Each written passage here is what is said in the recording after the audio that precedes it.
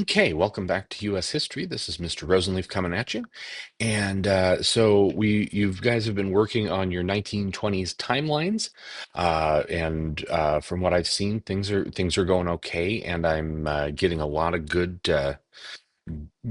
variants of what's going on in each year. So hopefully, in all of that, you all are seeing that, at least for wealthy people, the 1920s were a great time to be alive. Uh, Stock market was really soaring, and people were able to really, for the first time, buy things not just what they need, but what they want. And this leads to the United States, really for the first time in the 1920s, becoming an economy that was dominated by consumer spending. Prior to this, people really bought basic needs. There weren't a lot of luxury goods available. But now in the 1920s, you're going to see more and more of the luxury goods economy coming into focus. Um, So strength based upon what Americans buy. The economy goes up as the Americans buy more. The economy goes down as Americans buy less. This is basically the same way our economy functions today. You may have heard recently that consumer confidence has really fallen in the last couple of months, and we are now predicting a recession where we weren't necessarily a few months ago. Uh, Number of reasons for that, but the long and short of it is that American consumers are buying less because they are fearing that our economy is going to get worse.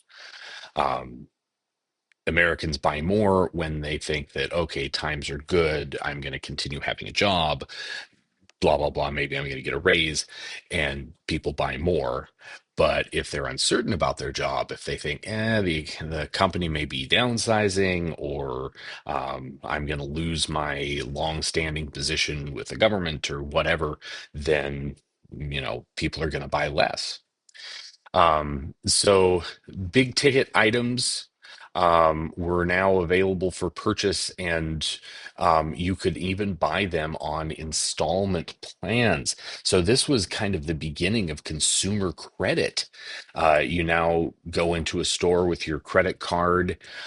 You walk into the dealership and you ask for financing to buy that car that you've been looking for, etc, and you can do that. And that's basically installment plans. This was kind of a new thing in the 1920s, and you could buy dang near anything on installments: cars, kitchen appliances, pianos, radios. Um, Again, luxury goods. You didn't necessarily at this point need a car, although that's going to become more and more of a thing. But major appliances, you didn't, beyond maybe a refrigerator, you didn't need a dishwasher, you didn't need a washing machine. You could wash it the same way you had for hundreds of years, but they made life a heck of a lot easier. um, yeah. So, and advertising becomes incredibly important to all of this, trying to get word out to consumers about these luxury goods, about these things that are on sale that are going to make your life better. So I have a few examples here. So I mean, take a look at this advertisement for Arrow shirts. A shirt is a necessity, but do you need an Arrow shirt? Arrow shirts are going to make your life better. I mean, look at this guy. He's on a yacht. Obviously, he's holding binoculars. He has a great life with his very German haircut. But yeah, he has this great life, and maybe it's because he's wearing an Arrow shirt. Maybe. Maybe you all should go buy Arrow shirts. I don't think they exist anymore, but um, here's another one. This is art targeted at parents. Obviously, they need to encourage their child to play saxophone, and get him a Buscher, I think is how it's pronounced, saxophone. The boy with a Busher always gets ahead, and oh, down below, girls too make money. Love it. Yeah, so women, obviously, in the 20s, very much an afterthought in a lot of advertising. But yeah,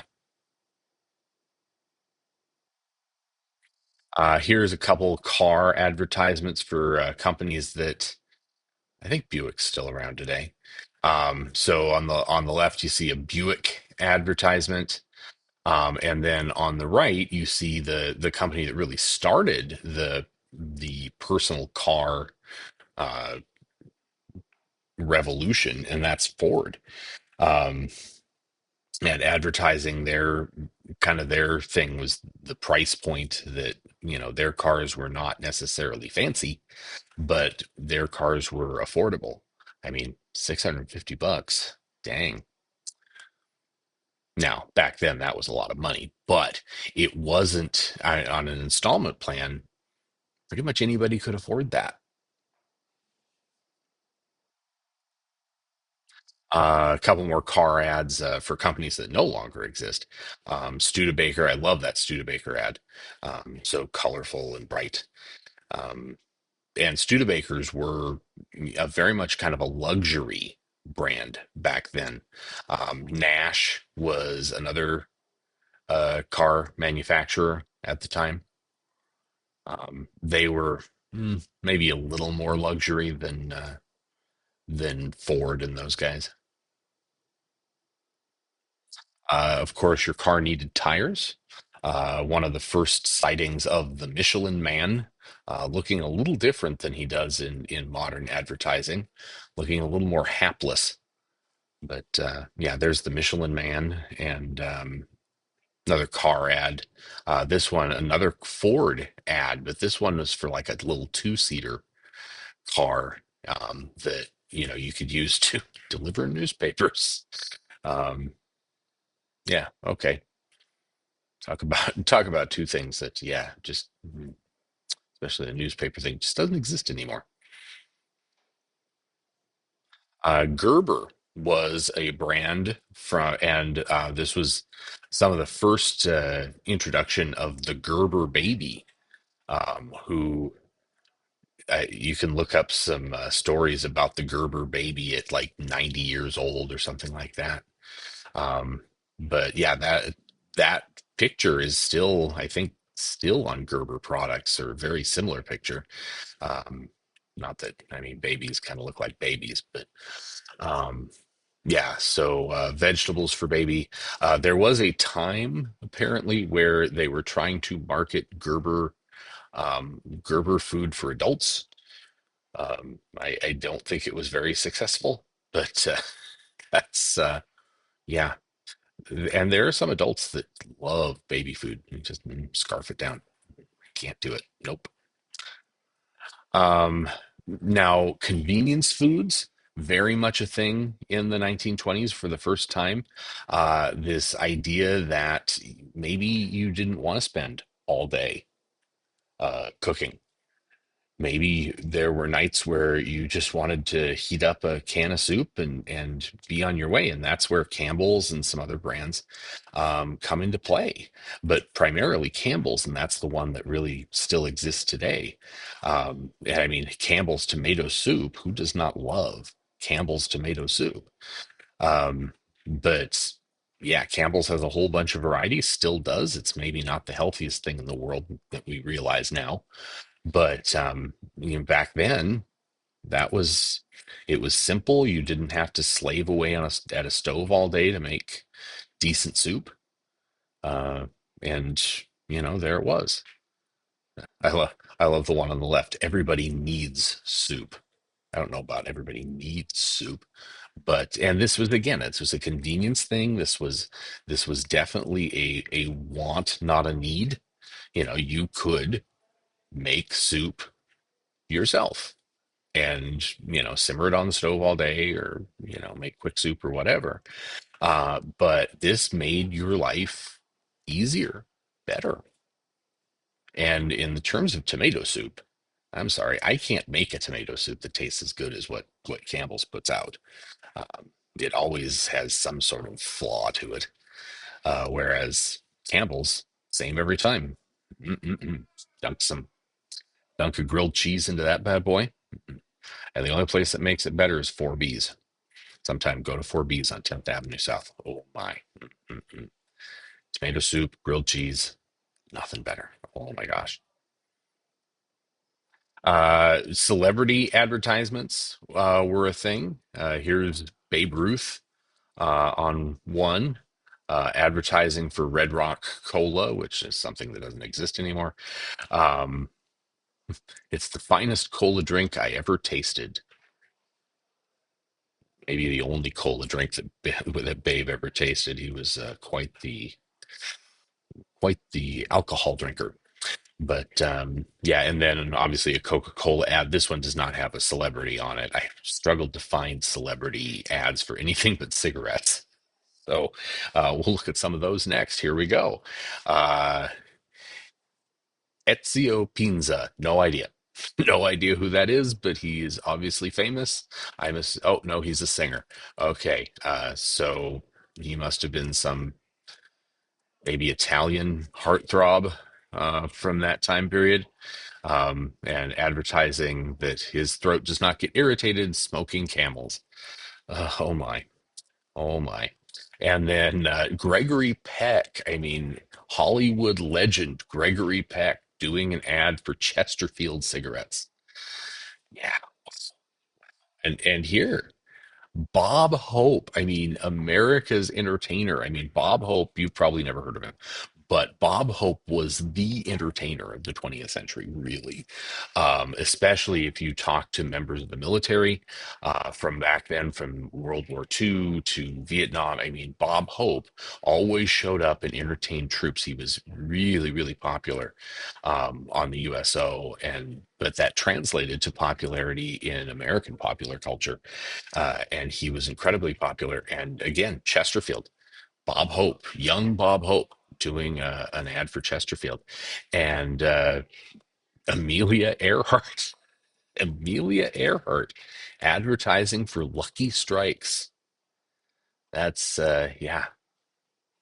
Oh, I don't even know how to respond to that one, but yeah, it's toasted, yeah, and it has no filter. Gosh, you just wow. Okay. Another one, Edgeworth, which was a pipe tobacco, tobacco at its best in a pipe. Okay. Uh, and please, no, I am not encouraging you to smoke with any of this. I'm just showing some of these ads, and I mean, things that you really wouldn't see today. You would not find a celebrity endorsing tobacco products today, even though many of them use them. And just to put something a little more wholesome on the screen, National Oats makes kids husky. Obviously, before husky was considered a bad term. This kid just looks like he's energetic and athletic, and that's, I think, what they were saying is give your kid a lot of energy to go and be a football player. I guess I don't really know what's going on there, but yeah, makes kids husky. So part of this consumer economy of the 1920s is going to sort of bleed into the stock market and buying and selling stocks. Now, please keep in mind that most stocks were bought and sold and held by the very, very wealthy, especially at this point. Nowadays, a lot of people own stocks because they have retirement accounts and 401ks and things like that that are sort of managed kind of things. So they own stocks, but they have no idea necessarily what they own. They're part of a mutual fund or something, and um, that mutual fund invests in various things, and you really don't have much of a say in what the mutual fund does. There's a guy that manages it, and hopefully they're good. Uh, but back then, uh, there weren't so much mutual funds and things like that. And so you really were buying and selling individual stocks in a lot of cases. And you could do that back then with as little as 10% down on the stock. So you could pay 10% of the stock's value at that time. And um, the you could then basically have you would take a loan for the rest. And the idea was is as the stock continued to appreciate in value, that loan would kind of pay itself with your dividends. So you would never necessarily have to pay for the stock as long as the market's going up. But if the market's coming down, there's a problem. But so many people, wealthy people, and also this is kind of bleeding into what there was of a middle class. The 1920s didn't feature a great deal of middle class, but a lot of people were now sort of leveraging their savings. They were taking their savings and putting it in the stock market because the stock market was basically a money printing machine in the 20s. Uh, People were getting very, very rich, but those that were getting very, very rich were mostly already very, very rich. But anyway, so spending was going up. I mean, people were buying washing machines and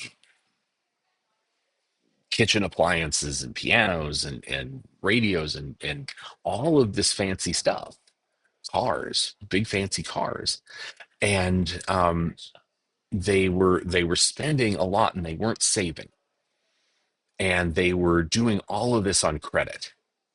Everything was so if even if you weren't necessarily rich, you could kind of live like you were rich because, oh, I can afford $10 a month. I can afford $5 a month for this and this and this and this. It's kind of like people that live on credit cards today.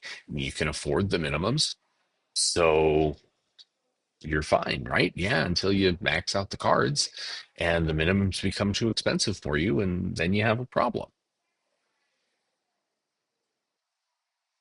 So, the government, there was really no regulation on the stock market, on people buying on installment plans, nothing, no watchdogs, nothing. The idea was this laissez-faire capitalism, where you basically just let the market do what the market's going to do, and whoever gets hurt, and uh, hopefully people don't get hurt and the market just keeps growing, which was kind of what was happening in the 20s. The market just kind of kept going up, up, up, up, up, up, up. And the overall economy is soaring during the 20s.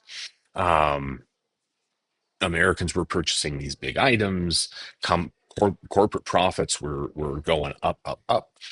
But if you lived in a rural area, you were already experiencing a downturn in your personal economy, because you had had this great success during World War One, where the government was buying basically all of the agricultural output they could get their hands on.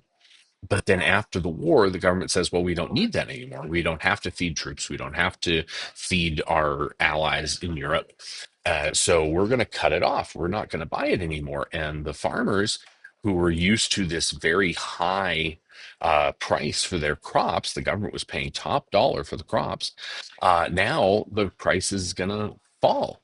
And there was no way to come out of it, and the farmers had spent all sorts of had taken out loans, had bought extra land, had bought new fancy equipment, and now they're going to struggle to pay that because the prices that they're getting for their crops are going to go down.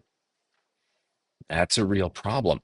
But for a lot of Americans, if you lived in an urban area, heck, you knew that food prices were going down, and that was good for you. And you could buy everything you wanted on installment plans, and it was all great, all gravy, until it wasn't. Welcome to 1929. Oh, let's see if I get content struck.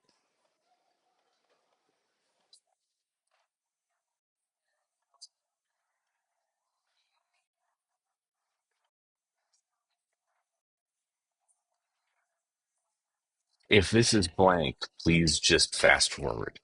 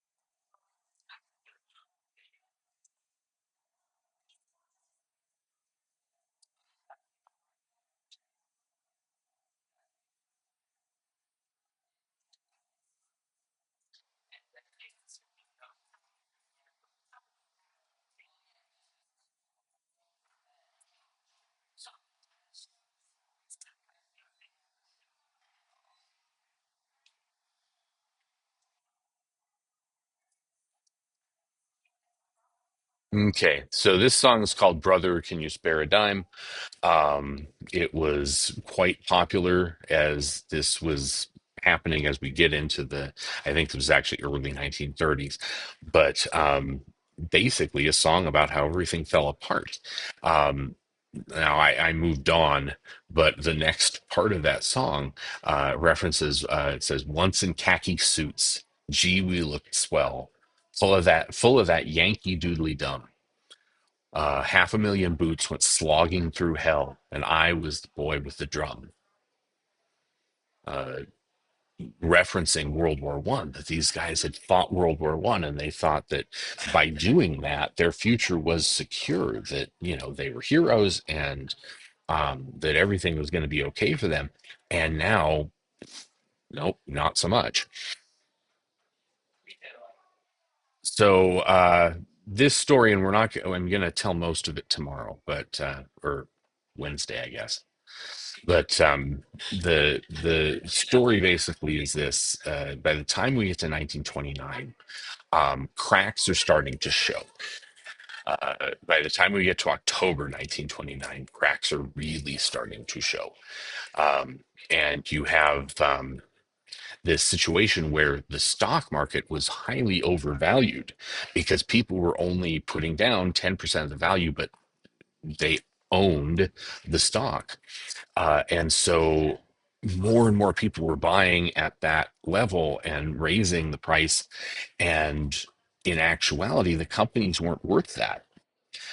But there was no, see, nowadays you have the companies have to report earnings, and they have to basically show every quarter what they took in, and their stock can then sort of adjust to that level.